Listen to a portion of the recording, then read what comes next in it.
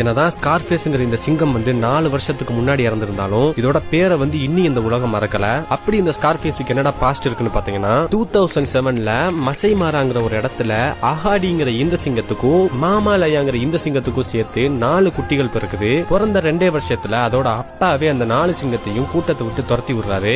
என்ன பண்றதுன்னு தெரியாம கொஞ்சம் நாளுகளா பட்டியலிலே சுத்திக்கிட்டு இருந்த இந்த சிங்க குட்டிங்க இந்த காட்டையே தன்னோட கண்ட்ரோலுக்கு கொண்டு வரணும்னு ஒரு முடிவு எடுக்குது. அந்த காட்டையே அவங்க கண்ட்ரோல் எடுக்கணும்னா அங்க உள்ள மார்ச் பிரைடுங்கிற ஒரு பெரிய கேங்கே அவங்க அடிக்கணும். அடிச்சா மாத்திரம் தான் இவங்க அந்த காட்டை கண்ட்ரோல் எடுக்க முடியும். ஆனா அந்த மார்ச் பிரைடோட தலைவன் ரொம்பவே பெருசாவும் ஆக்ரோஷமாவும் இருந்ததுனால இந்த 3 சிங்கமும் அது கூட சண்டை போட தயங்கிச்சுங்க. மத்த 3 சிங்கமும் பின்வாங்கின நேரத்துல ஸ்கார்ஃபேஸ் மாத்திரம் இதை எப்படியாச்சும் அடிச்சே திருவேன்னு ஒரு வெறியோட இருந்துச்சு. ஸ்கார்ஃபேஸ் முடிவெடுத்தது மணிக்கு அந்த சிங்கத்து கூட போய் சண்டையும் போட்டுச்சு. அந்த சண்டையில ஸ்கார்ஃபேஸ் அதோட ஒருத்த கண்ணையே இழந்துட்டும் விட்டு கொடுக்காம ஒரு ஃபாரஸ்டே கண்ட்ரோல்ல வச்சிருந்த மார்ச் பிரைடோட தலைவனை தோக்கடிச்சு அந்த காட்டுக்கே ராஜாவானா ஸ்கார்ஃபேஸ். அண்ட் அன்னையில இருந்து அங்க உள்ள மக்கள் அதை ஸ்கார்ஃபேஸ்ங்கிற பேரோட கூப்பிட்டாங்க. இதுவரைக்கும் எந்த சிங்கமும் பண்ணாத மாதிரி 400 ஹைனாக்கள், ஒரு நீரியானா, அது மட்டும் இல்லாம 130 சிங்கத்தை சாகடிச்சு தொடர்ந்து கண்டினியூஸா 12 வருஷம் அந்த காடையே ரூல் பண்ணிருக்கு. அண்ட் அது மட்டும் இல்லாம தண்ணி குடிக்க வர மிருகங்களை டிஸ்டர்ப் பண்ற முதலை கூட்டத்தை தனியாலாவே ஓட விட்டுருக்கு. அண்ட் ஃபைனலா அது வயசாகி சாகும்போது பாத்தீங்கன்னா அதோட கூட்டத்தை விட்டு தனியா பிரிஞ்சு போய்